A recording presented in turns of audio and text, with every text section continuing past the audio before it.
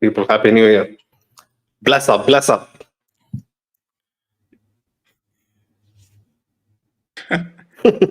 Farooq and Mo despise the idea of New Year's. They're just dumbfounded. What the fuck is a New Year? Right? I am, a little bit startled by how excited Jacob is about the New Year, because I've never seen him this excited for anything.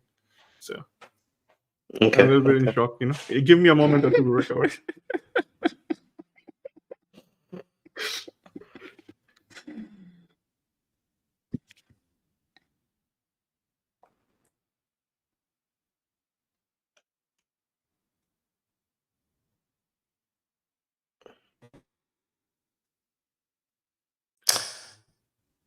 I'll let the boys go first. Yeah, Jacob, I'm not as lucky as you, I guess. Yeah, man. We don't get hungover in this business, bro. Well, for me, stronger than alcohol, so it's all chill. Okay, I don't get where you're going with that, but yeah, man. For me, I'm hungover, but I'm still here. Big up the chat as always. Ashik, Ajay, and Tasalib already here. Happy New Year to you all, man. And Ashik is supposed to be in Madrid, I guess. Like, I have no idea what he's actually, up to in Madrid. Ashik, are you looking for the Haji Madrid jersey or something?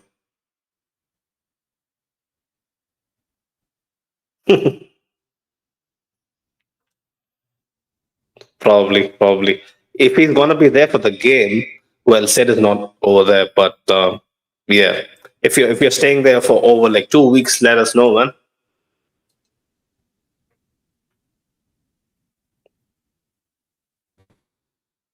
Yeah. On the 6th, right? He said he's gonna come on the 6th or something. So yeah, send us pics, man. But yeah, let's get to business.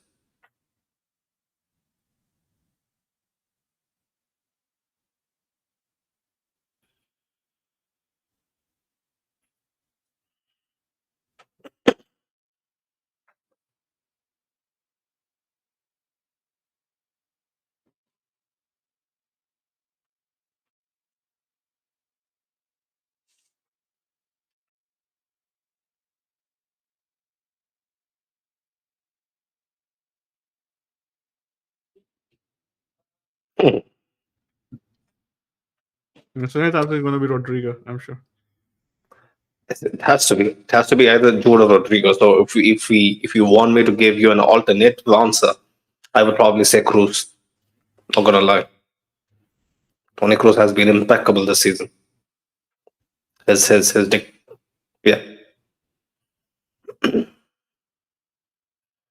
I'm not a big stats guy, but I've been hearing all sorts of he's like numero uno in like long ball stats, key passes, all of that shit, man. I'm not gonna lie, like I didn't expect Cruz to have such an impact. Like if you all remember, like beginning of the season, nobody quite knew where Luka and Tony are gonna be. Come midway through the season, but Luka, it has been up and down for him, but Tony Cruz, man, has been undroppable.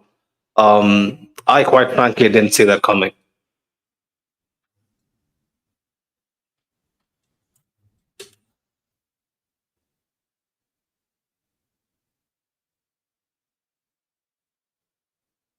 Oh, I can hear Snowd speaking.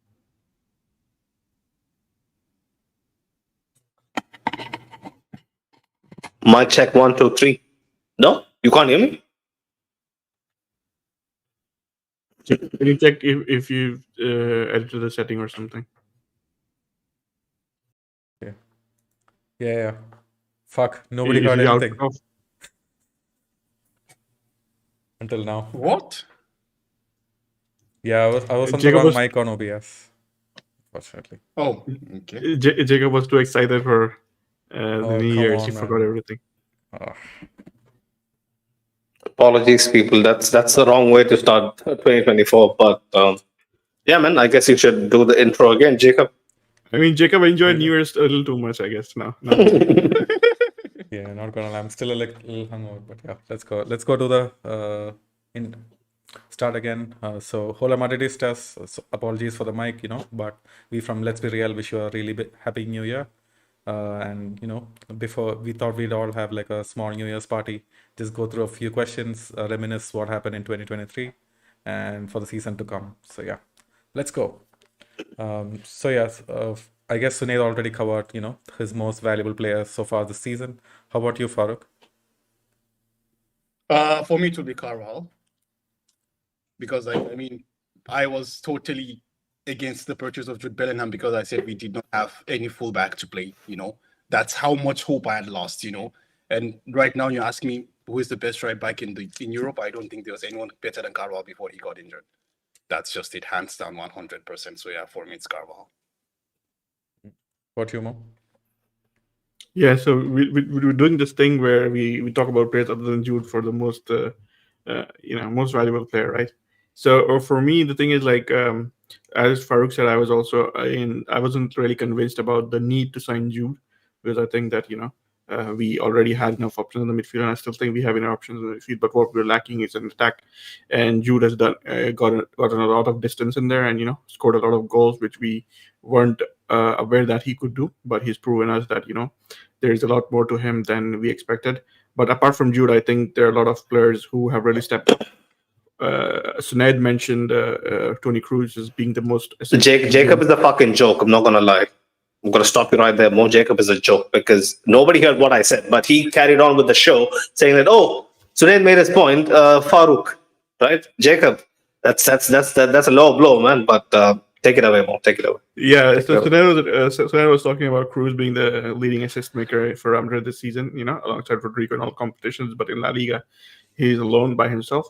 And yeah, Farouk has also thrown a good name in Carvajal. I've always felt that Carvajal is underrated, but I would go in a different direction. I say the player of the season for Real Madrid, apart from Jude, the most important player has probably been Rudiger, because around him the defense has, all players have picked up injuries of varying, severities, and everybody has had problems. But Rudiger has been the one constant in there. Even the goalkeeper position has been constantly changing, but Rudiger has been there, and he's a big reason why Real Madrid has the best defense in La Liga. So I think for me, the most valuable player apart from Jude is going to be Rudiger. Let me take it away from here. Tony Cruz for me has been impeccable. The way he has dominated the midfield, where I thought like where Luca and Tony are gonna be come midway point of the season, he has really stamped himself into our team and almost became undroppable in multiple ways. Like if we need an option from the bench, even more so than when Tony doesn't start, Tony comes on from the bench first off. Like he's our first injection of new ideas into a side that might struggle, for chances being created. So I didn't expect that from Tony. People questioned how long is he going to last with us, but yeah, man, the way he has kind of turned around the narrative and made people basically request him to extend speaks volumes. And big up the chat. If you guys didn't hear me before, I would like to wish you all a very happy new year. Big up Ashik, big up Ajay, big up Tasaleba. I hope you guys have a wonderful year, and we all get to celebrate something really, really special come May or June. But yeah, Jacob, take it away. Yeah, man. So that kind of leads me on to the next question. You were saying how surprised you were at how important Cruz still is to this team, even though we have such a stacked midfield. So let's go with you. Apart from that, did you find anything that hugely surprised you in 2023? Jude Bellingham. I was surprised by not his credentials, not his ability, but how our entire panel had to hold an L, from last year, where people really questioned what role does he really have in our side. And yeah, everybody jumped on the Jude bandwagon. Not really a bandwagon, but they really warmed up to him and what he was capable of. And that was what surprised me the most, because nobody ever thought that Jude would come in and take in the reins like he did, and become an integral part of Carlo Ancelotti's side. And yeah, man, the panel was what surprised me. Not gonna lie. What surprised you about us? I mean, you know how Farouk is like always. He needs to give players I mean, time. that's the thing. Like, Sunet comes in and be like, oh yeah, the panel surprised me. But the point is, Jude has Point is what? Jude has played in Oh, yeah, of He course, has, Calma. He has the highest goal scored. Of course. This guy's gonna say the same shit he has been saying for 4 months. Bundesliga player of the Wait, month. Farouk, we can't hear you 100 million. properly. Like, you're very soft. What? I can hear him properly. I'm not sure about the chat though. Yeah, I mean, compared to your I mean, mic, just to add to the point that Farouk was making, and to follow him to what Sunet said, I'm surprised that Sunet is talking about Cruz being the most important player, because he was the first one to give up on Cruz and telling me that Cruz doesn't have legs. But honestly, I think I acknowledge it. With respect to Jude, I think the thing is, like, nobody expected for him to come in and be the top scorer at Real Madrid, right? Because all of us, we thought, like, yeah, he's a good player, he's a good midfielder. No. Farouk expected him, man. Farouk is saying he was Bundesliga player of the season, so he should come in and take up all of the responsibility of making the team win. Do you remember, like, what did I say at the beginning? I told you 20 goals contribution. Remember, Mo? Yeah. I think 10. That was after what you saw in preseason, bro. Preseason, let's be honest. What one single preseason game, bro? No, but you get to hear that he scored, right? No, this was my expectation at the beginning of the season, bro. What are you talking about? You wanted 20 goals from Jude for match day 1, yeah? Last year, he's saying 20 goal contributions, man, not 20 goals. 10. Oh, 20 goal contributions. Okay, fair. This is what I said, bro. Calm down. Like, I'm not you, man. I'm not jumping over the stuff. I'm just seeing what he has done. But still, man, 20 goal contributions from you as an expectation from him, match day 1 is a bit much. But yeah. How is it a bit much, bro? He's the focal point of the team. What's a bit much there? He wasn't meant to be the focal point of the team. He became the focal point of the team. Because there was no striker, he became the focal point of the team. That's why I'm saying, like, last year he scored 9 goals, right? The highest he scored in his life is 8. The highest he scored in his life is 12 goals in all competition. So this is the point. Like, it's logical to have an expectation of 10-10. So when you come and say that, oh, but I expected him to be like, the Mbappe of the team and, the next X factor. I mean, I don't know if you have a special media in your house, but there is no something on it. Show me one person other than you. I told you guys that this guy is going to come in. I told you last year, this guy is going to come in and make a difference. The thing is, Sunet, you thought he's going to make a difference as a midfielder. Right now, what he's doing is making a difference in the attack. That is something neither you expected nor anybody else expected. If you said as a midfielder, obviously he's playing behind the strikers, though. If you expected him to come in and be scoring like 15-20 goals in like 15-20 games, then I don't really know what you're basing this on. I would probably think that you had snorted something too much and you're extremely happy or something like that. The thing is, like, you expected him to be a midfielder. Okay, let's remove his goal contributions, right? I told you guys that when I bought up Jude, let me when I bought up Jude, and then you can come in. Okay, go for it. The thing is, like, if you remove Jude's goal contributions, right? Let's look at him as purely as a midfielder, right? Remove the fact that he is right now functioning as a center forward. If you remove that, would you have the same outlook as Jude as you have right now? You wouldn't. It's as simple as that. But the thing is, like, Jude has shown us something that he previously didn't show. So, you have to admit where you were wrong, because you did not really expect Jude to function as a forward, for him to function as a goal scorer. Now he has done that. So, you walk back what you said. You take the evidence that is shown to you and make a decision. You can't really take into account something that he has never shown. And the evidence is out there. Yeah, right. The evidence is out there. The style of the season working there. Where is the evidence? I'm talking about last year. when during the Chouameni special and like the many preseason specials we had last season, when Jude was into the equation, I told the panel, I told the chat that this guy is going to come in and make a difference where we would have so much more output in terms of goals from midfield. When Mo and Farouk, I remember Mo, Farouk, and I don't know if it was Jacob or Torres, but they all argued with me that, we have goal scorers from midfield, right? We have Fede.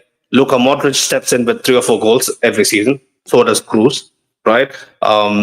We have options from midfield that's going to fetch us the goals. We don't need it. That's where that's what I'm talking about. Like I knew finish what we from also back said. then. We said that we need somebody in the attack who can score goals. But right now, which position is Jude playing?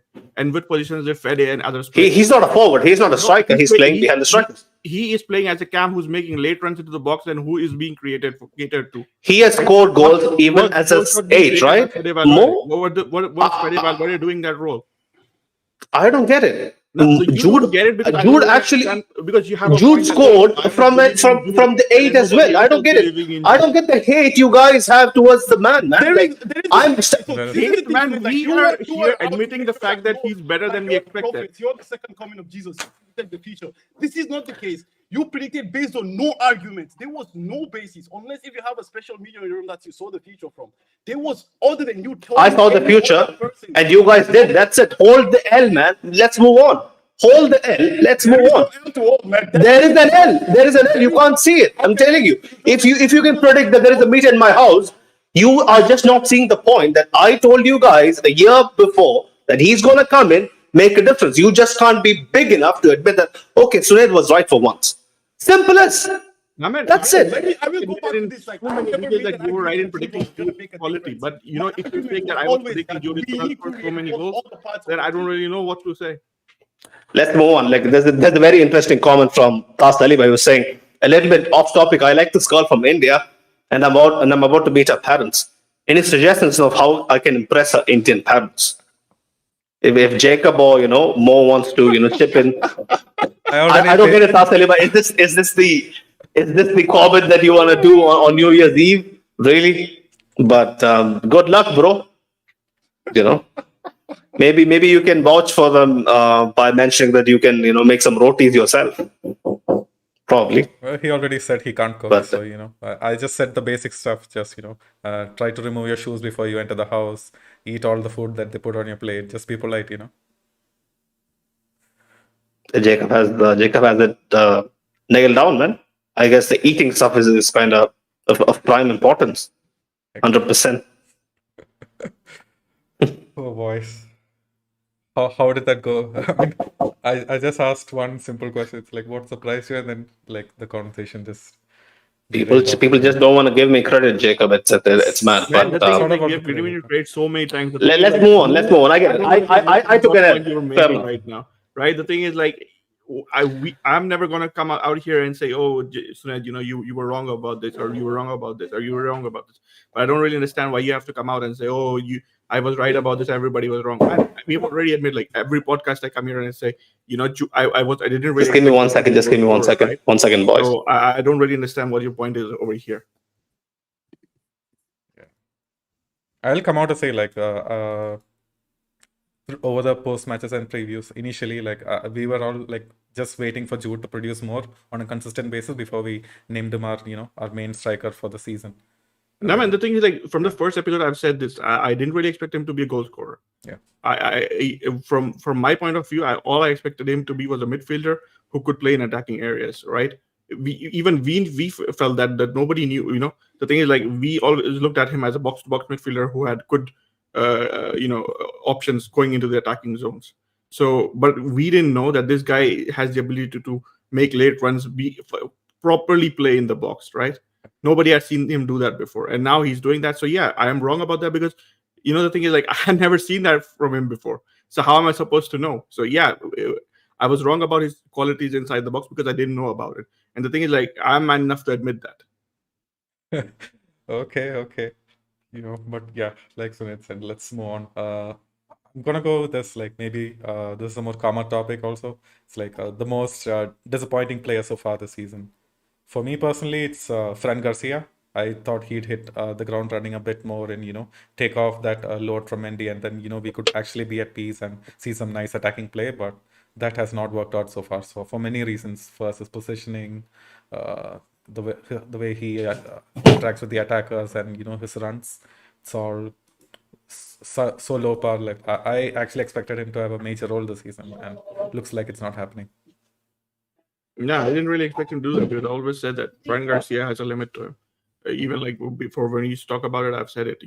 Fran Garcia is not the best left back that's come out of Real Madrid. Even I probably The thing is simple. We're seeing it in La Liga right now. Miguel is playing at a higher level. So for me personally, I've always said that Miguel should have been here, not Fran. But Fran is here. For me, at the best, I expected him to be a backup. He's doing what a backup should. He's probably not as good as a lot of people expected, because the thing is, like, he like you said, he's not hit the ground running. There have been occasions where he has lacked confidence, and you expect better from him. But overall, I don't know. I'll let you know, because I think 6 months is too early, and we'll evaluate him when the season ends. Exactly. So, Farooq, how about you, man? Jacob, did I miss anything? Any of the shots these guys were firing at me? There are no shots, man. It's just There were no shots? Are you sure? Are you sure? Okay. Because the season is long, because I have enough ammo to, come back at you guys. So don't worry, Mo and Farooq.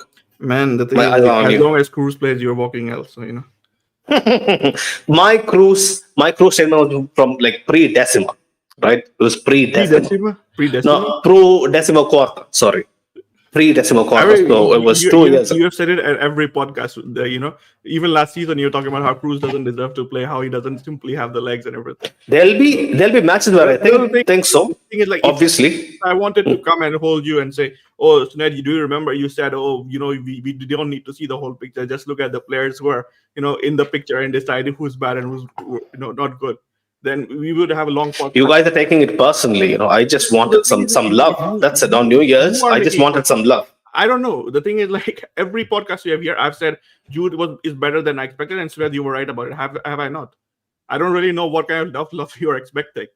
You don't have to be so needy, man.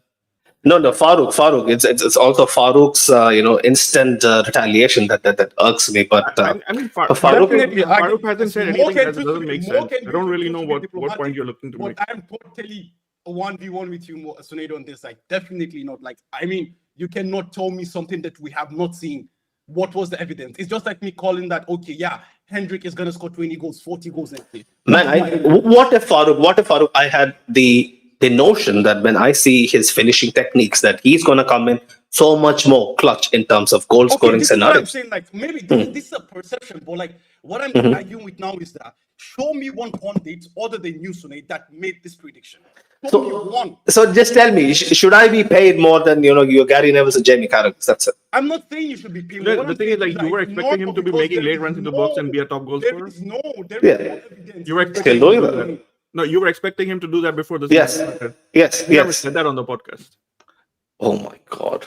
Now the thing is, you never said it on the podcast. You said, "Oh, he's gonna score some goals." I said, "Yeah, Fede Valverde is scoring some goals," but you never said, "I expect him to be." I used to always be constant in my opinion that he's gonna score more goals than any of our midfielders. You didn't explicitly say that you expected him to have Benzema's output.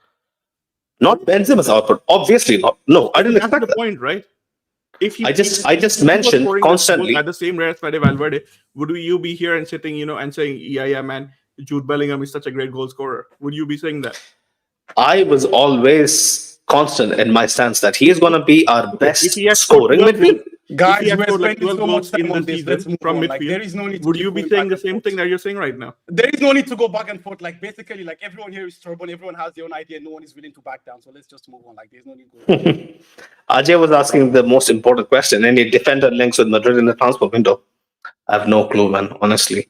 Because there are so many names being thrown around and with no concrete interest from a club. Who was the defender from, was it Spartak Moscow, somewhere in Russia? Who was it? Zenit? Was it Zenit? What was that guy's name? I forgot his name. Robert Renan.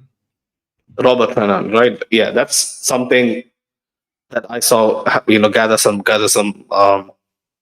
momentum. But apart from that, like, have you guys heard any centre backs being mentioned? I haven't, to be honest.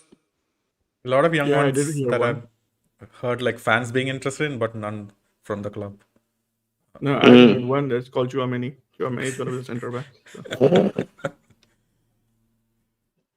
Mallorca, that's who's going to line up alongside Rudiger. So and then Nacho is going to be back the game after. So.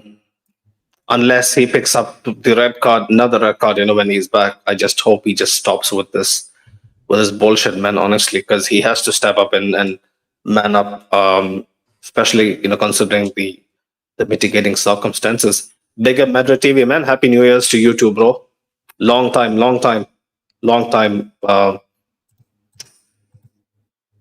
do you put it? Long time enjoyer of all content on YouTube, and he has been supporting everyone. Whichever channel I go, Metro TV is on there. So yeah, man, big up you. Yeah, Jacob. Let's move on to the next question, man. Before we move on, like, do you guys actually prefer signing a center back if it's someone who costs you like 50 million? Would you sign him at this point of the season? No chance. Not me. Man, the thing is, like, Alaba is out for 10 months almost, right? So we can't go into the next season with 3 center backs, even if Militao is back, and I don't really know what situation Militao is going to come back. So I think Real Madrid definitely need to consider signing a center back. I don't know if they're going to do it this the winter or the summer, because, you know, in the winter market, you don't really get value. That's something that's proven.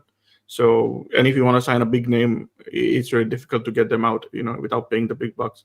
And I don't really know what kind of financial situation Real Madrid is in right now to be, if they even have the ability to do that. So for me, I think I would rather prefer us to go with somebody experienced, somebody who probably signs in for like 1.5 years or something, you know, and somebody who can be sold on to make way, you know, later on. Because I think Real Madrid's plan always was to sign a center back 2025, long-term center back. But Alaba's injury probably changes that plan. So if we get in somebody who's a little bit experienced, you know, not that expensive, who can do a job till 2025, I think we'll be pretty set. Yeah, I don't really have anyone in mind, to be honest. Yeah, I mean, like it should be. We should be looking at if Militao can come back really soon, maybe in the next month, then we can just worry about it in the transfer. I think Militao is going to come back in March or April. That's what I'm hearing. I don't really know. See, I'll be honest. I'm not going to bank on Militao or even one person this season. Like if he comes back in tip-top shape and he gets back into his rhythm in a month or less, all well and good. But I wouldn't expect anything from Militao this season, especially since he's coming on the back of a knee injury, right? Is it a knee injury or was it an ACL? It was an ACL, right? ACL. So yeah, so no chance. I wouldn't bank on him at all. Right. I guess let's go for the final, topic for New Year's. So I want one bold prediction from all of you guys. So for the season, whether it be winning UCL, someone being chosen for the Ballon d'Or, let's have all of the hot takes, you know. Carlo goes before the end of 24.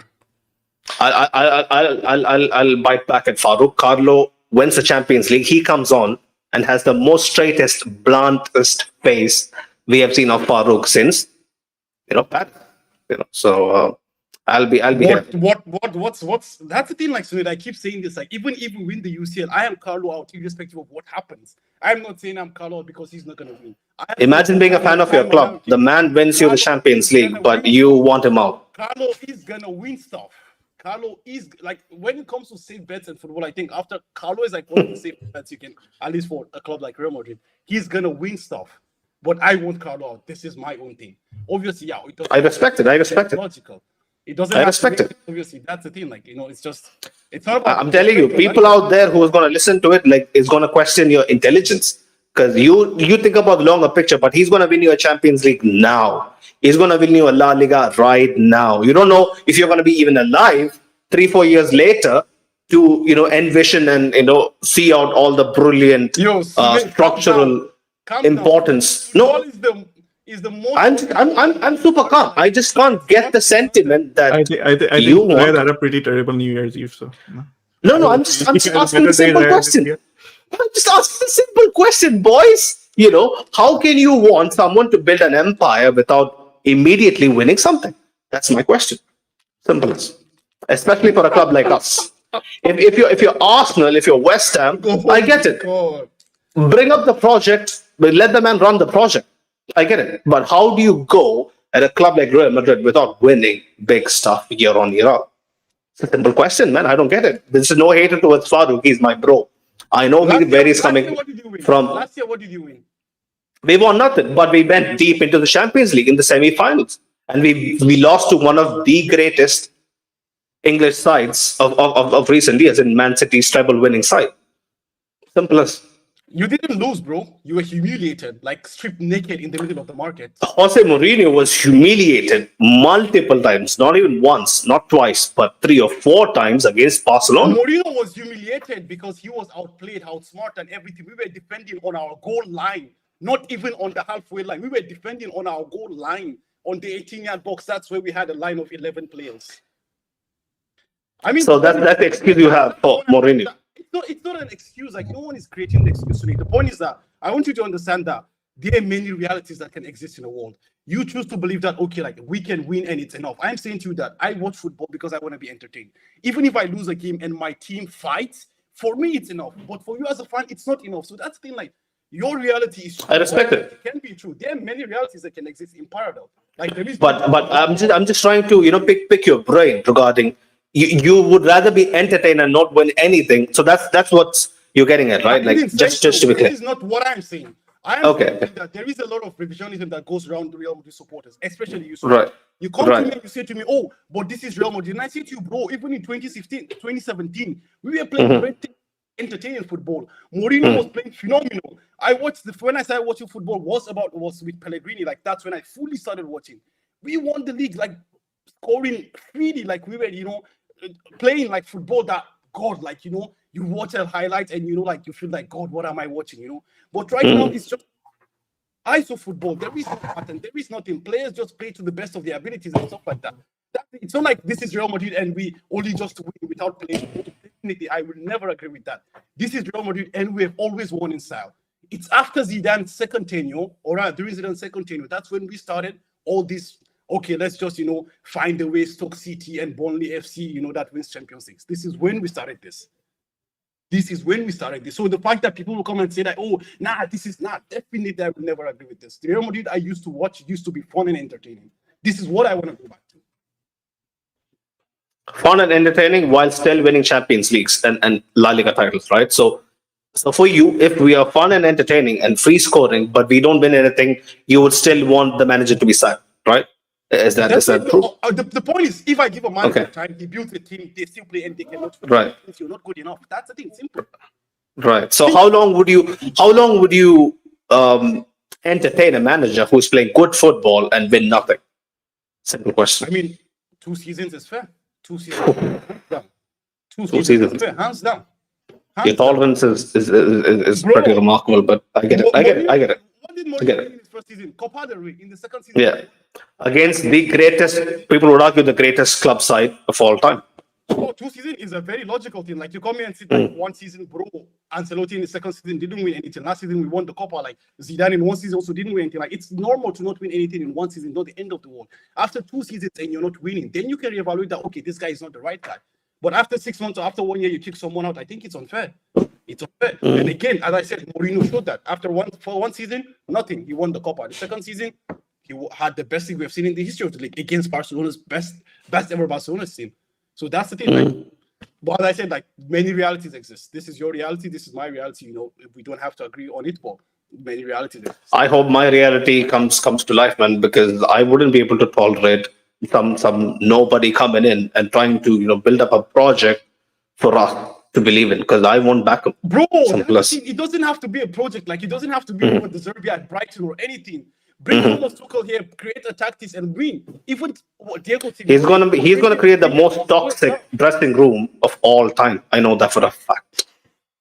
Simple as. I've seen so many instances of him really turning people's mentality, people's overall harmony amongst each other sour, in my humble opinion. But I respect it, Farouk. I completely respect it. We would like to hear what Mo and Jacob has to say on this. Yeah, I don't know about winning everything, but I have a fair reason to believe that we'll win La Liga for sure. Just, the look of the team, that we've been able to eke out these wins even when things are looking hard. Mo, are you saying something? Is he on mute? I don't think so. I think his mic just fell out. Yeah, for me, I don't know about winning the season, but for me, my bold prediction was that Rodrigo is going to finish the season as the team's top scorer, not Bellingham. Rodrigo, yeah? Yeah. I'll completely back that. There's a big chance, but we have to see how how Vinicius coming in is gonna, kind of take away the spotlight from him a bit. Like how he'll thrive. They can thrive together definitely, but a little bit of the emphasis might be taken away from That's my Vinny. fear as well. Like, have you heard the discussion that a lot of people have, that when Vinicius plays in this diamond, the team doesn't play as well as a team, but instead just tries to pass it to Vinicius? Sometimes I do feel like that, but the way people frame it, it's kind of overblown. Like I don't know what Farooq thinks about it. Like does Vinny slows down? This is the same argument we had as well. When Bellingham doesn't play, the team plays better. I don't think that's true. I think it's just it's just false. Yeah. I think definitely do not agree with that. You want your best players on the team plays better with your best players, and I don't think because I just feel like Rodrigo got into form when he was playing with Vinicius. Like Rodrigo was out of form. I think now if they actually play together, like we would see really them thriving together. I just think it was just a matter of situation. Rodrigo was outrageously out of form when he was playing with while Vinicius was not injured, and now he's back in form. So I do believe if Vinicius can come back healthy and play himself into form, it's gonna be phenomenal to watch them both together. Yeah, take this time. You guys can hear me? Yeah. What happened? No, it kind of like my mic got disconnected and it switched to a different input source. So, anyways, I just want to chime in on the fact that what Suneda and Farooq were talking about. I think. Oh, you want to start the fight again? Oh my god. The thing is, like, both of them are right to an extent. Because I think at Madrid, whoever the manager is, he not only has the responsibility to win, but he also has the responsibility to win with style. Because at Real Madrid, managers have been sacked just for even if they won a title. You only have to go back and look at Fabio Capello, who won league titles in 2 seasons and got sacked at the end of Got the sack. Yeah. So it isn't just about winning; it is also about winning with style. But then you can't really stick around at Real Madrid without winning anything, because I think Farooq, Mourinho, he won the cup in the first season. He wouldn't have stuck around if he had lost. Mourinho, the first season that he didn't win anything, got sacked in 2013. And the only manager I remember the only manager who has not been sacked or left after winning nothing is Alfredo Di Stefano, and you have to go back to the 80s for that. So at Real Madrid, it's not possible to be getting opportunities, to take some time and implement their style. I don't really think that's possible. And I think for me, Farooq, I disagree with you when you say Ancelotti is probably gonna get sacked, because I think the reason Ancelotti has gotten the job is the fact that he has managed to steady this team through a spate of injuries, something that nobody expected. And I think at the start of the season, neither of us expected Real Madrid to be doing this well. So for me, it's difficult to say Ancelotti is going to get sacked at the end of 2024, because I think Ancelotti so far has done a tremendous job. It's a job worthy of commendation. He's managed the team through so many injuries and everything that has happened. He's playing without a striker, but he still managed to get the team to score goals. And Vinicius is injured, the biggest player in the team.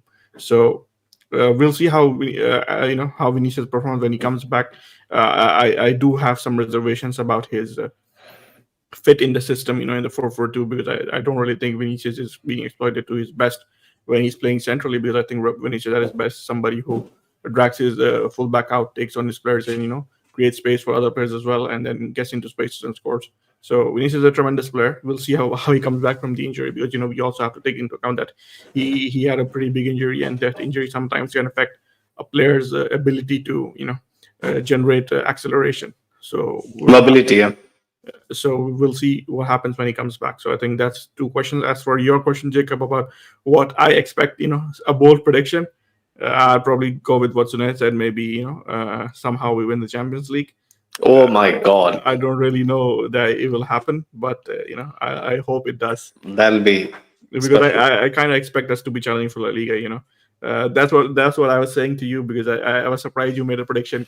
You asked a question called make a bold prediction, and then you make a prediction that Real Madrid will win La Liga. But I think that is something that you kind of expect, given how things are at this point. I think a bolder prediction would be Real Madrid don't win La Liga, because under Ancelotti we have seen previously that Real Madrid in the second half of the season are prone to collapses.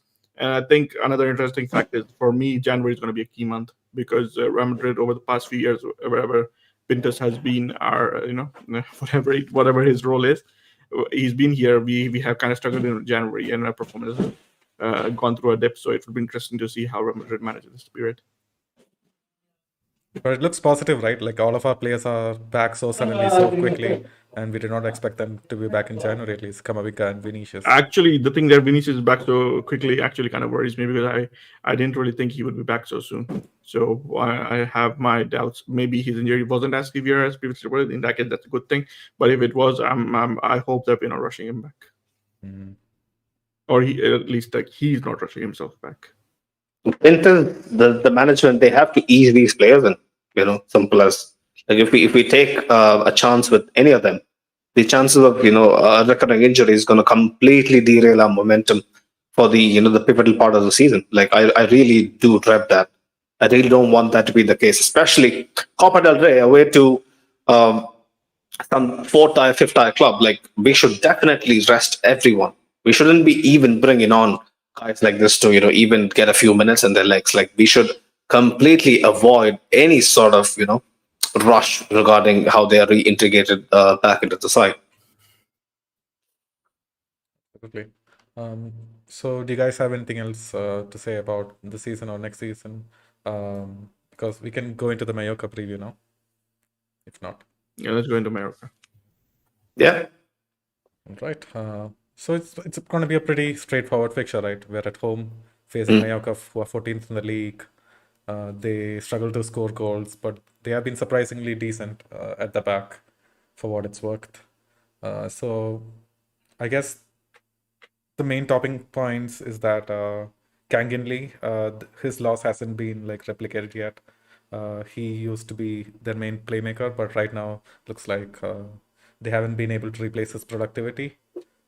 So that's the reason why they're struggling with goals. And I guess majority of the news is just on our side with all of the returns. We can discuss on which players will be back, who might get minutes. But I think the fact is, like 2 years ago, we were starting this. We were in a similar situation where we were facing Getafe, and it looked like a straightforward fixture on paper, but then we ended up losing 1-0. So I think it is a potential banana skin, especially given the fact that we are coming after a 2-week break. I guess it was 2 weeks. I think so. Yeah, it's going to be a struggle because players, I don't really know what kind of like rhythm they're in. Such a long break and if in the middle of the season can have potentially affect them. So it's going to be interesting to see that. And I think while Mallorca do struggle, with chance creation, because last time we played, we were playing against Alaves, and we're talking about this, me and Farouk, the fact that Alaves do create chances, but they have trouble converting. Now Mallorca don't create as many. They create decent chances around the mark that Alaves do, but then they are better at putting the chances away than compared to say Alaves like notoriously poor finishers. So I think Mallorca have that going for them. Defensively, I think it's the same as Alaves, so it will be important to see how we perform. But if we give them chances, especially I think this season, Abdon Pratt has been the top goal scorer. So coming off the bench, he could really have an impact if the game is 0-0 or something like that going to the latter stages. Yeah, didn't Yeah, we and lose to against Mo's them point- last season as well? I believe it was in February that we lost to Mallorca. I mean, there have been a number of times we've lost to Mallorca. I remember in 1920 or so, I think we lost to Mallorca. So it's a potential banana skin, the way I look at it. But there's so many players that has always given us a tough time over the course of the years. Muriqi is a big example. Muriqi is injured. He's injured, yeah. Okay, fair. Sergi Darder, Pablo Maffeo, like brilliant players. Like I don't understand like why they can't really take a step up into kind of a top 6 side somewhere else apart from La Liga. But yeah, man, these players, they have a knack for really giving us a run for our money. And Ajay has a brilliant point over here. He said we need to take revenge against Mallorca. Mallorca's Rayo for what he did to Vinny last season.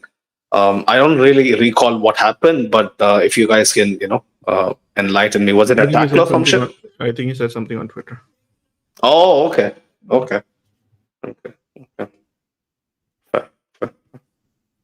Yeah, on the Real Madrid side of things, did you guys hear the news about Lunin? So is he our starter? Is that confirmed? I think the news I heard is like he's going to start against Mallorca and possibly the Super Cup.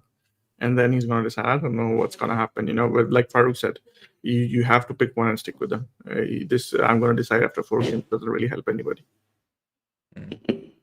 I'm really hoping Lunin gets the vote of confidence, man. He deserves it. Yeah, and the players that are back are Vinny, Arta, Camavinga, and Carvajal. So do you think among these four players, any of them really can start? Because we are light on defense. We might need Carvajal's defensive skills to actually, uh, make up for missing Nacho as well. That's a think good Carvajal, question. I think Lucas Vasquez can cover for Carvajal because like it's discussion again, like you're coming back from just an injury, like it might be not wise to rush the players back in all of a sudden. So I think it's fair just to continue Lucas Vasquez, like Dani Carvajal can look towards the Super Couple games or whatever it is that they play in Saudi Arabia these days. And actually for Mendy. Mendy isn't back as well. I thought Mendy is Mendy was injured back still. as I well. think he's not training with the team yet. Oh, okay. You talk about availability being the best ability of players. Mendy definitely embodies that. Yeah, I was actually going to talk about this. Mendy being injured is probably the biggest disappointment. We were kind of expecting that. I was actually surprised that he got a run of games in between. Yeah, that's definitely a way of looking at it. But for me personally, I think Carvajal should start because I think Lucas himself had some issues over the weekend, and then Yeah. like we're gonna be playing it against fourth tier Arandina over the weekend. I don't really think Carvajal should be playing that game, in any way possible. So for me personally, I would play Lucas in that game and start Carvajal against Mallorca. Absolutely. Who else? So all minor Yeah, roles why are for- we having this musical background noise? I don't know. Like, is it on somebody's? It's on my side, yeah. Yeah. Like let me just tell the boys. Right. Yeah, I guess let's go through the rest of the lineups then. So for defense, obviously, we don't have a choice. Carvajal, Rudiger, Tchouaméni, and Fran Garcia at the back. Yeah, I think that's going to be it. I think Tchouaméni is, as Rudiger already said, he's going to be center back partner. I was actually reading somebody, an insider. I don't know, like if you guys know that person, but he leaked stuff from the dressing room, and he was talking about how Tchouaméni told Ancelotti that I didn't really expect that I would be this good at center back. So that was actually funny to read. So yeah, Tchouaméni is going to play, and let's see how he performs. Who is the rat in the room? Sorry. Who is the rat in the room? I'm going to talk about it. Why not? I mean, come on. How can you just like this? It's not a player. I don't really know what the person's source is. It's not a player, but they get a lot of stuff right. What was the mole about? Like I'm kind of out of the loop. Like what happened? Dressing room conversations. So it got leaked. I mean, there's this guy on Twitter who gets a lot of stuff from the dressing room conversations. So Okay. So what was it about? Like, was it about the center back position? Or something? about Tchouaméni being him telling Ancelotti that he hopes that he can do well. Oh, hopes that he can do well. Okay, I thought it would be something along the lines he wouldn't be comfortable playing center back. No, okay. no. Okay. Yeah, wasn't that out as well? Like that he was heard saying, "I don't want to be center back" or something. Now I think he did a press conference and he said that center back is in a position I prefer, but if I have to play, I'll play them. The same thing that Camavinga said. Replied, yeah, exactly. I think Carlo replied to him, I think quote for quote, like Camavinga also doesn't want to play a center back. I think so. Sorry, left back. But if that's the way to get into the team, they would, right? Yeah. Exactly. Yeah. Exactly. I guess so. Then let's go to the midfield for the lineups.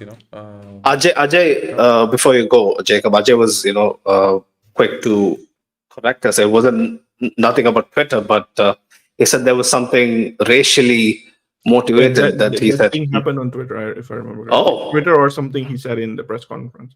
Okay. I think he was the guy who made the tweet that like a lot of players do something. Why is it that only Vini is the one? Yeah, I remember Raio and Maffeo had a lot of things to say about that. Maffeo is a I think proper villain. even Adon had some shit to say. So Yeah. Vinicius versus Mallorca is always a grudge match right now because of the antics of Pablo Maffeo. The guy doesn't really have technical ability, but he has a lot of physical ability to hurt. Yeah. To hurt players. Yeah. He even looks like a rednecks. Completely, whole package. But go on, Farouk. No. There's nothing, man. There's nothing. I was just gonna say like I hope this game doesn't become another one for the hospital beds, man. Honestly. Yeah. We can't stand 2024. I like mean, it's that. at the Bernabeu, right? So I don't think they would go to that extent, and the referees is probably not going to be as bad as they would be at if it was in Mallorca. Mm. Well, the referees, I don't know, man. Referees are things that don't give me confidence, bro. I don't know. Bold prediction. Maybe Jude Bellingham gets sent off after Mafia is doing his. That guy King, big up that guy King. He was saying can't wait for Arda. Is there a chance, boys? I don't see it, but I've heard at least against. he could be in the squad list for Mallorca. But does that mean he gets minutes? Right. That's the question. Yeah. Like, would he get some minutes against Argentina, maybe? I think You know? Jose Felix Diaz was saying that the same guy who said Lunin can start. He said the fact that Arda is going to get minutes or in the Mallorca game. But then he also said that Alfonso Davies has to choose between glory and money when it comes to choosing between Real Madrid and Bayern. So. Yeah, he is not.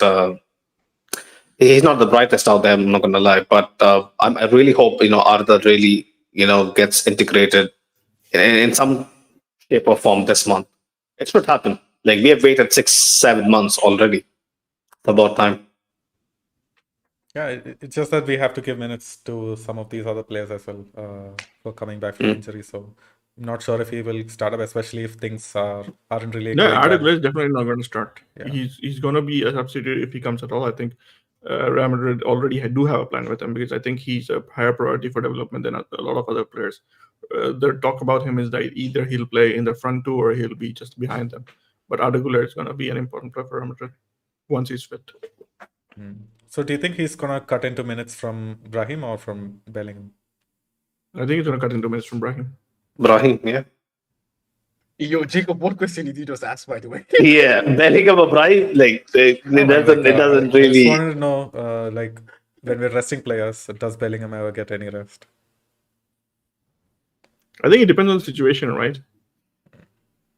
If it's a big game, not sure. I mean, potentially you could also see Bellingham getting rested because good if Arda Güler is back, he could play that role. But the thing is, like, Ancelotti didn't rest anybody in a sixth Champions League game, which had no meaning. So resting players, I don't really see it happening. And I think this is one of the big reasons why Ancelotti team struggled into the second half of the season. A lot of minutes being put on the body already. Well, even away from that, like even when you win the rest players, like I think a player basically having the talisman of the team isn't someone that you rest. Because while we're gonna talk about player welfare and stuff like this, like the reason why we love them was they're always playing. This is the thing. So like a player like Jude is someone that's gonna keep playing. Like unless the other games and all that. Faruk, the thing with Jude is the fact that he already has a shoulder injury because he's having so many dislocations. So I think he needs to get that surgery. And the fact is, like, he also had an ankle injury. So those two areas are being targeted by opponents. So, we just have to keep in mind of those situations. Yeah, the shoulder thing actually is a bit worrisome, I guess, because there's also the summer. So it's interesting to see how that plays out. And actually, I was reading, maybe no more knows better, but like I was reading that like once a soldier has been dislocated, it is more prone to being dislocated more and more often. Yeah. The thing is, like, for after first dislocation, it increases the risk. But when a player has multiple dislocations, that's when you start to worry, I think, about underlying laxity of the tendons around it. So tendons and ligaments. So Jude, I think he has a history of shoulder dislocation. So exactly, he has a history. Yeah. Oh my God. I thought he had one as well. I didn't know that. That's bad. Fuck. Well, I hope he can keep his shoulder locked in place until March, and then not until March, until May, and then we can do something about it. But he's gonna go to the European Championship, bro. It's not. Oh my! I mean, it's not happening anytime soon, bro. This guy's gonna keep playing like that until one day he falls down and doesn't stand up anymore. No, I heard there was some talk about him potentially getting a surgery in the summer break. In what? And summer break. And the surgery is gonna keep him out for how long? I've heard varying amounts of times, 2 or 3 months maybe. Oh, that's a long time. That's the plan to do it in the summer, right? So some of the time it's like it gets covered. So is it true that Brahim needs surgery as well on something? Yeah, Brahim also has a shoulder dislocation. Oh my! So it's a cam thing, yeah. Everybody who plays in the hole has the shoulder problem. I don't get it. It's looking weak. I was thinking we could count on every single one of them. Like, if something happens during some non-consequential game to any of these guys, and we'll be looking down, dire straits, especially come I think knockouts of the you're Champions League. telling Farouk how he was a Nostradamus for predicting Ancelotti getting sacked. Yeah. He doesn't wish it. He's just predicting it. I just hope Faruk doesn't wish it, but he might wish it, I wish it, bro. Like this is Yeah, okay. I mean, come on, this is the thing. Like, there's a reason why jobs have retirement ages, man, so you can go and get paid pension. I mean, that's the thing. Like, there's a limit for working in every job. Anyway, it is what it is. Like, well, hopefully, let's hope that like the players can keep it like again. But don't worry, Farouk, if Ancelotti gets sacked, he's gonna visit and is gonna come in. So Yeah. I just hope we your Tuchel dreams can be dreamed for a bit longer. No, like I mean, Thomas Tuchel. I'm joking. He's not gonna come to Real Madrid and shit like that, anyways. he's never gonna get hired. He's not the profile. But yeah, he's not the profile. He's definitely gonna get hired if he's on the market. But if he's not on the market, that's the thing. I don't think so. Let's see. The market is soon, with the way Bayern are playing. Very true, bro. Very true. I think it's not about Bayern, though. I think it's about what Leverkusen does. Alonso does. It's what Leverkusen does. If Alonso does something with the ball, irrespective of what Bayern does, it doesn't matter anymore. I mean, the thing is, if I was to make more predictions, like Jacob was asking for, I would say Bayern's going to win the Bundesliga. There's no chance. I mean, I just hope Xabi Alonso can see it. I don't think so, man. I really hope Xabi can see it all the way. I think they're going to lose some players to the African Cup of Nations, right, Farouk? Victor Boniface? Boniface is gone, yeah? Oh, shit. Here it goes. Okay. But yeah, Patrick Schick, probably can do the job. But, it'll be interesting to see how Leverkusen actually handles being able. Because I was looking at somebody posted addressing Tyler Red yesterday about Leverkusen having the team with the second most number of points in 2023 in the league. So, it's going to be interesting to see how this form carries on. If they don't do it, it's gonna be such a rude awakening because they have to see it through. All this hype trains. They're going against Bayern, right? No, they're going against Bayern. Leverkusen, bro. Like this is what they do. Like if there's Spurs and then there's Leverkusen. This is the team that lost 3 finals in the space of 1 week, bro. I mean, I know that. Bigger choker than Spurs. So. Yeah, 100%. That's the fact that Leverkusen aren't English. But yeah, Jacob, any other talking points from Mallorca that we need to cover? Yeah, I mean, we're going through the lineup, so I guess we have the defense. Anyone want to take a crack at, predicting the midfield? Luka Modric, Cruz, Tchouameni is playing at defense, so Valverde is going to play as well, I guess, and Bellingham. Probably, yeah. There is no other personnel, unfortunately. Yeah, I mean, Kamavinga could get some minutes. I don't think Kamavinga is going to play tomorrow. In the squad? His injury kind of relapsed to something happened, right? I don't think I saw him training with the regulars. Yeah, but I think his fitness is a bit behind. I don't know. I don't really think he's going to play, but I could be wrong. Yeah, could be possible. Like, we'll know more when they announce the squad, I guess. So up top, it's probably going to be again Brahim and Rodrigo. Or do you see a surprise Joselu? It's Joselu, and Ancelotti is difficult to say because last season Ancelotti you could predict, but this time Ancelotti is being, he's being naughty. He does whatever he wants. Joselu from the bench seems much more likely. But Joselu, doesn't he usually start a lot of these home games compared to Brahim? Or is it the other way around? I think Brahim has to put himself in the contention. As of recent, yeah. Brahim kind of, I think that's Joselu. I think that's the case. I think that should be the case. Joselu can be a plan B, a good plan B to just, probably nick some long balls into him and hope for the best if things get, Yeah, the thing is, Mallorca play a 3 at the back, right? So we might need a really physical presence in the middle. That's also true. I think they're gonna play with Bellingham, Rodrigo, and Brahim because I think the idea would be to stretch them out. So Yeah. physicality, I don't see it because Ancelotti has been playing in a way. I think with Ancelotti, the thing is like once he settles on a way that works, he doesn't really change it. So I think Ancelotti has settled on a way that Real Madrid works with, so he's not going to change it. Marcelo probably comes off, off of the bench. Doesn't Mallorca have that like former City defender or something, Nastasic? Somebody? Yeah. Yeah, Right. that's really shit. Mm. What did you say? He's pretty shit. Yeah, I think the biggest defender is Rayo, so Okay. you need to watch out for. Nastasic is the name that I carry from from back in like FIFA 12, 11 days. Yeah. Old school. I mean, But, he isn't a rubbish player, but yeah, for me, I would be more worried about Rayo than I would be about Nastasic. Yeah, considering that we do get through this, so the stat is that we're going to be having 19 home games without a defeat, and it's probably going to be, it's the best run that we've had under Ancelotti so far. I hope that there's a very good chance that's gonna come to fruition. Definitely. If that doesn't, it's gonna be so fucking. So how much is our gap to Girona? Is it 2 points or 1 point? Or there are no points? I think it's 0 points. 0 points. Wow. I think we are ahead on goal difference or something, right? Yeah, right now we're ahead on goal difference. Head to head doesn't come into play until you have played 2 times. Okay. Oh, okay. I didn't know that. Okay. Cool. Yeah, we should be good. And what do you guys actually think about Barcelona's new signing, Victor? Do you think he's going to tear it up? Actually, give them a chance in La Liga this season?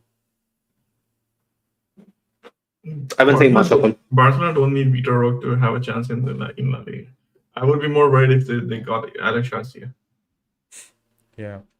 Alex Garcia? You think he's actually going to be available in Jan? I mean, he's openly said that he wants to play for Barcelona. So, all Barcelona have to do is play the release clause. So the question is, can Barcelona raise enough money to pay it off? How much is the release clause, by the way? I think I'm not exactly sure, but I think it's around 17 million. 17? That's cheap. Yeah. That's cheap. Like, that's nothing. I think they will find a way. They will pull levers. From what I've heard, they're probably gonna try and put down by offering some players and everything. For me, the funniest thing would be if they started offering Oriol Romeo back to Girona after Girona, right? That would be amazing. Yeah, but I've heard they probably offer Pablo Torre and Oriol Romeo. Well, I think Alex Garcia should sit down and see it through, man. He's been phenomenal for Girona this year, man. Come on. I mean, I think the guy is Catalan. Playing for Barcelona is probably his biggest dream. He's openly said that he wants to play for Barcelona. So yeah, I know. I mean, the summer is there. Like the summer, Barcelona is still gonna be shit in the summer, so you can join in the summer. The thing for players like Alex Garcia, the train for Barcelona or Madrid doesn't really pass too often for them. He's not Mbappe, so it might be that Barcelona move on to a different target in the summer. So if he gets a chance, he's probably taking it. That's true. Obviously, that's true. Okay, let's see. It's gonna be interesting, though. Honestly, it's gonna be such a dick move, though. To jump ship right now when Girona has been doing the goods. For the last. Girona, they're artificially propped up team. It's not Barcelona. So. You may have a point over there, but yeah, I guess people have done worse. Yeah, speaking about signings, do you guys think 2024 will be the year of Mbappe, or it's never going to happen? Please don't mention you that. go on my Instagram, you'll see that I was 100% certain that he's going to come, right? In August, but I don't know. Man. It's now or never. The whole Mbappe thing. I am kind of tired of the person. Me too. I don't really know what he wants, what he does, so it's okay. We'll see. If he comes, we'll see. If he doesn't come, I don't really want to waste my time. And I read an athletic piece in the morning that top delegates within our hierarchy aren't really confident that if he is the right choice for for our future and whatnot. To which I completely agree. Because nobody. He's probably the best. The only person that matters wants Kylian Mbappe, and that's Florentino Perez. Man, I think it's all well and good to read what the Athletic is taking, but you have to see that the fact that in a recent interview in Dario asked, the vice president of Real Madrid openly said that Kylian Mbappe is the player that we want. So, That's. So I mean, the guy has a direct Florentino. contact to Florentino Perez. So that's the thing. Like, you know, Florentino is like somebody who wants Kylian. So if Florentino wants Kylian, he's going to make anything possible to make it happen. All these things about 50 days, deadlines about 15 days, and all that is rubbish.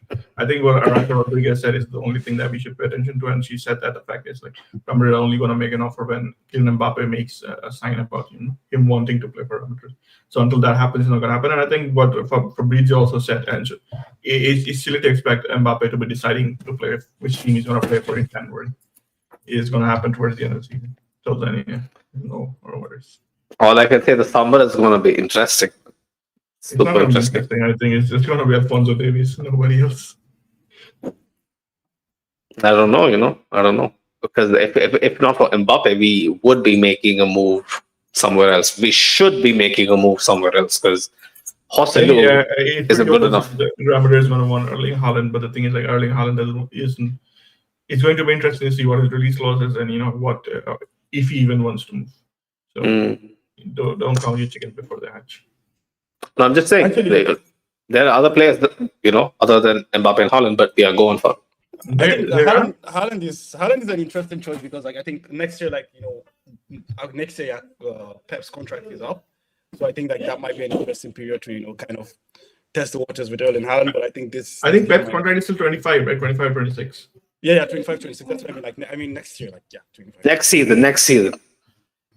So Farouk, what you're saying is that we're going to go from the team is complete, only Mbappe can finish, top it off, to the team is complete, only Haaland can top it off.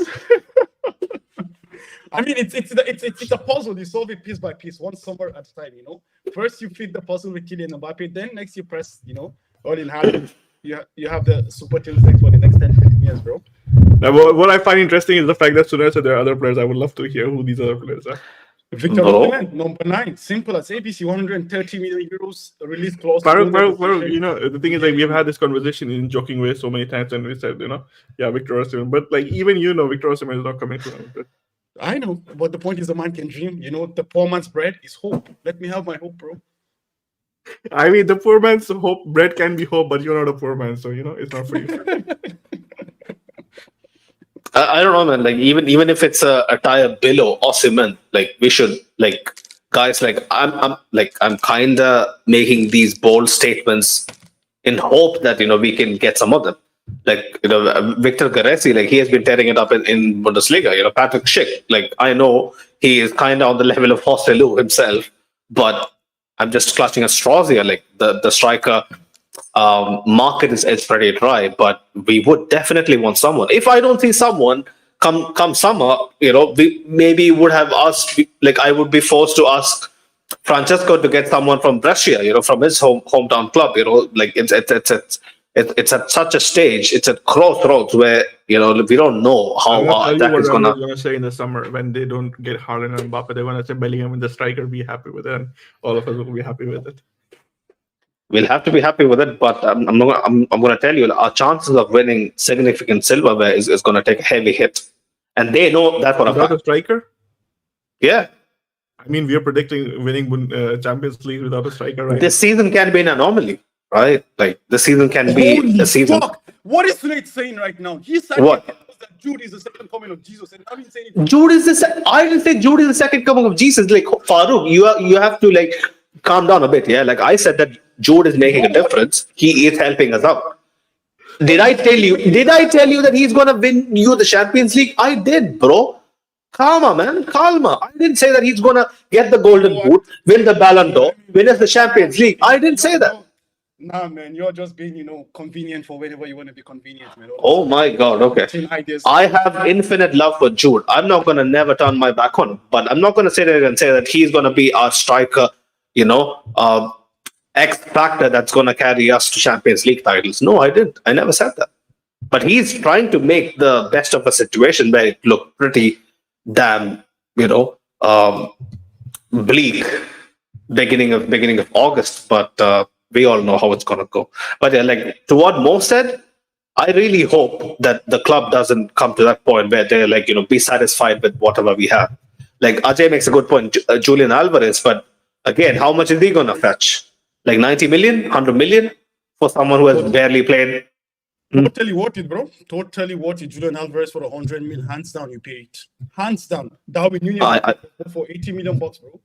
Hands down. Or Rasmus Højlund pay. Alvarez is super versatile, can play down wide, can play in the hole, or can play I mean, up top. setting aside Alvarez, I was kind of interested in Farouk saying Darwin Nunez 80 million. You pay it.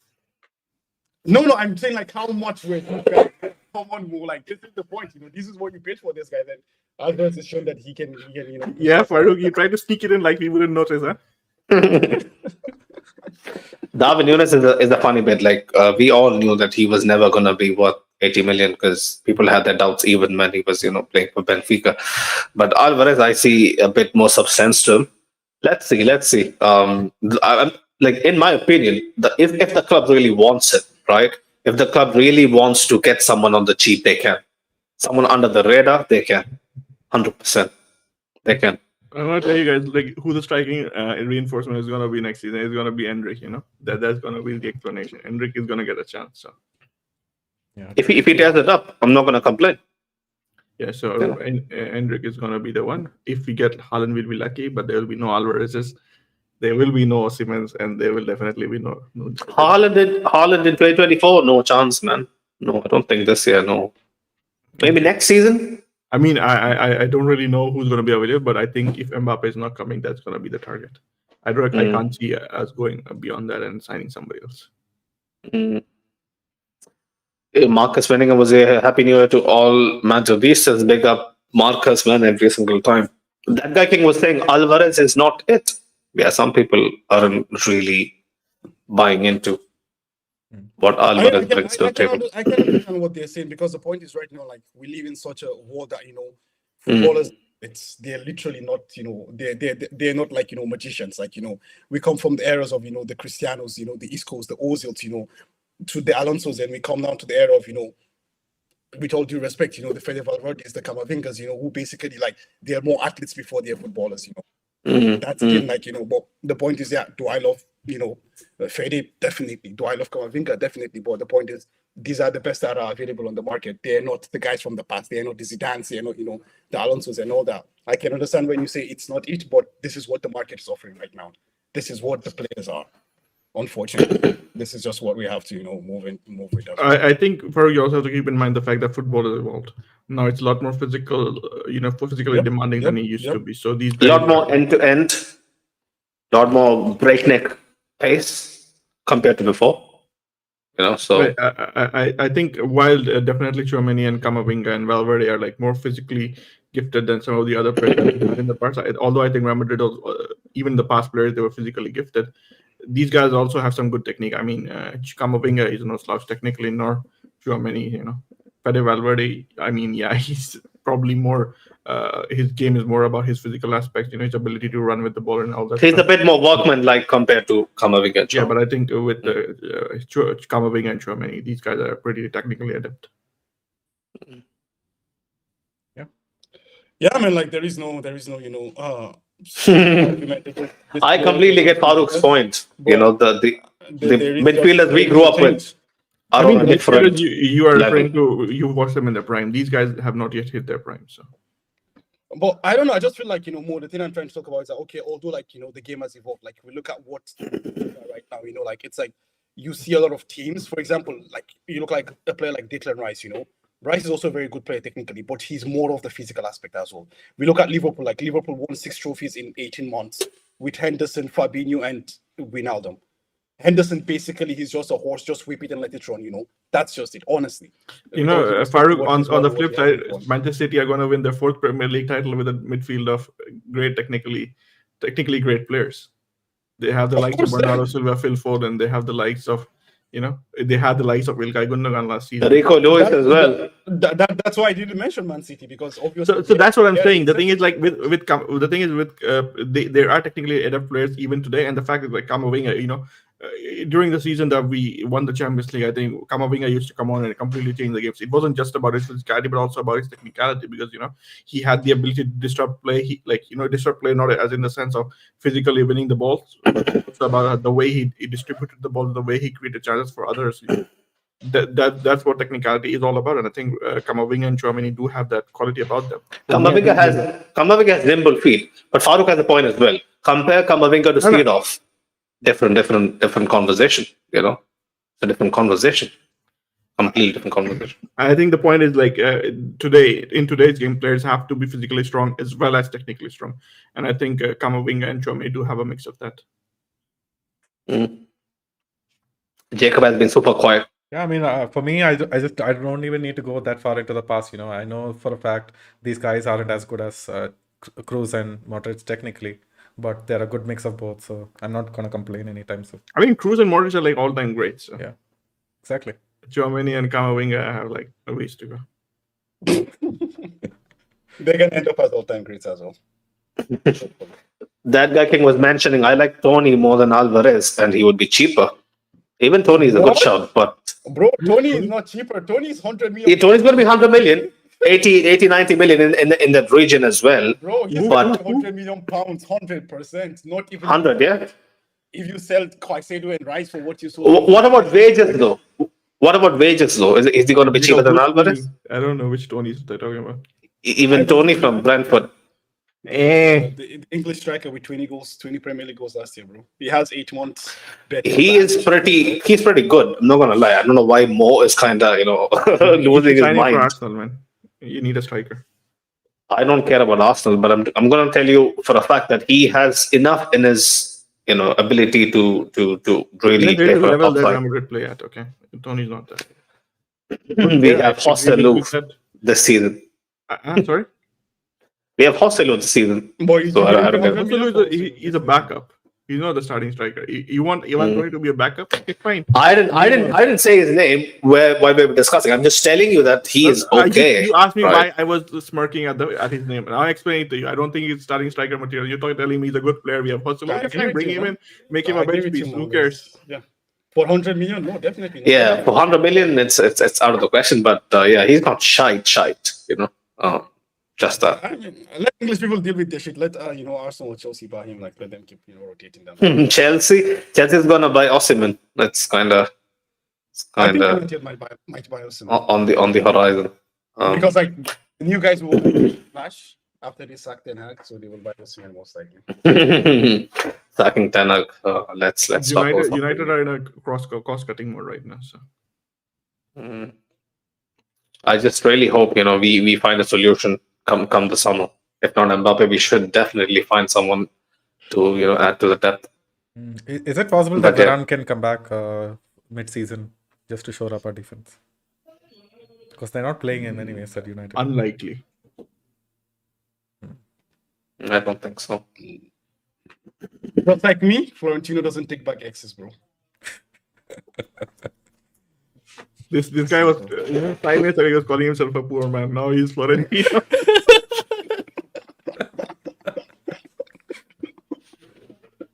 But do you guys have anything else? I don't take my exes. Farouk has such lines, lined up for every fucking scenario. Like that's a masterclass right there. I want to see his accent though. Like I want to ask him like what was special about Farouk, in person. Like apart from the. Bro, you can answer that. Like, why do you keep coming back every week to talk to me on the podcast? Oh my god! Yeah. Simple. There you go, people. With that, There I you feel go. like we should be ending the podcast, man. Come on, let's go to the predictions. Final question before we go to predictions. Ajay was mentioning Mason Greenwood, and plenty of my mates has been mentioning his name quite a lot.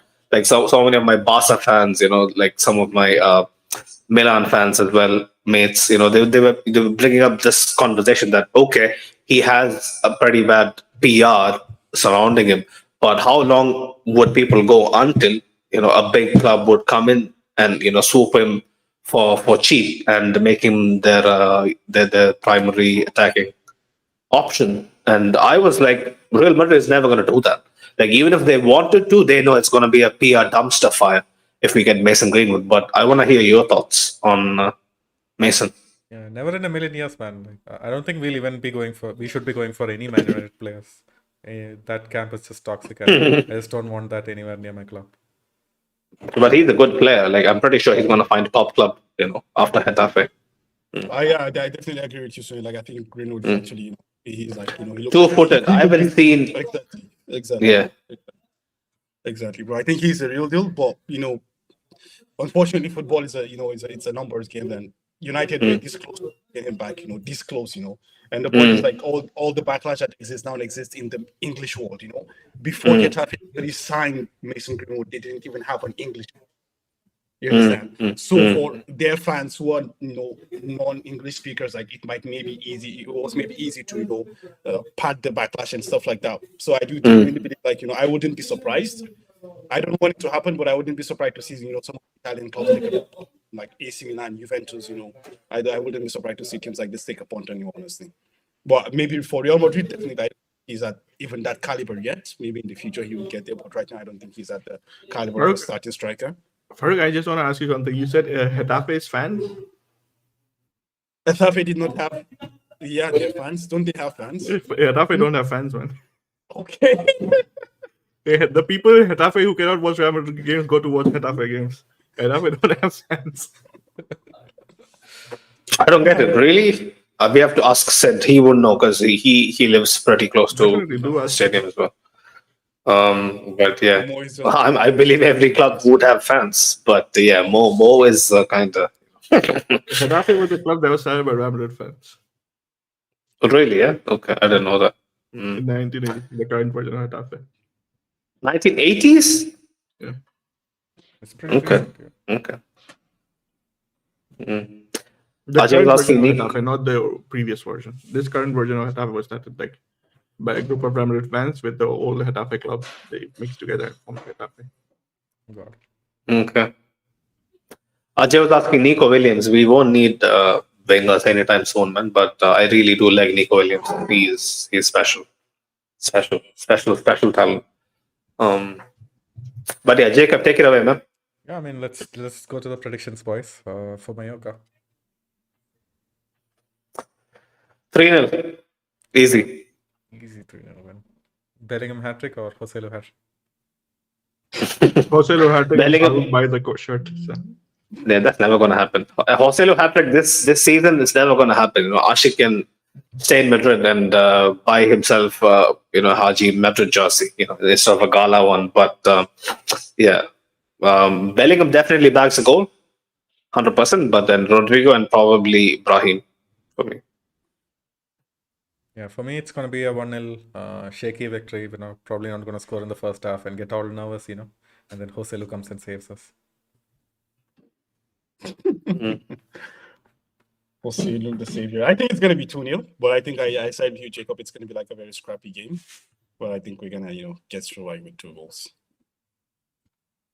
Yeah, for me personally, I have iffy feelings about this match. I've been thinking that Real Madrid are going to drop points, but whenever I am like boldly predicting Real Madrid drop points, they somehow have the most convincing win.